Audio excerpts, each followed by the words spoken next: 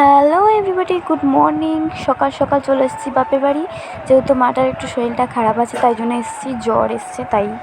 তো এখানে বড় কচুরি দিয়ে গেছিলো খাওয়ার জন্য সকালের টিফিন, সেও খেয়ে নিয়েছে। তারপরে আমরা এখন খাচ্ছি, মা আর আমি বসে বসে এখানে খাচ্ছি।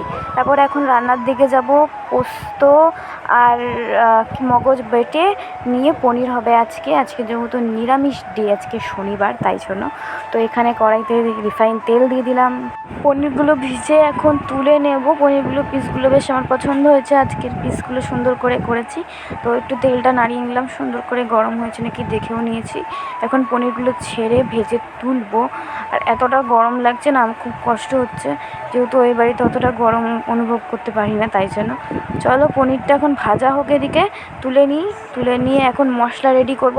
মশলা রেডি করে, তো এখানে মশলাটা আছে ওই যে বাটাটা যেটা বেটেছিলাম, আর লঙ্কারগুলো হলুদ করে নুন দিয়ে একটা সুন্দর মাখো মাখো পেস্ট করে রাখলাম। তো চলো পনিরটা রান্না করে নিই। পুরো ভিডিওটা কন্টিনিউ করতে পারিনি, অনেকটা বড় হয়ে যেত। চলো তোমাদেরকে দেখাই পনিরটা কেমন হয়েছে।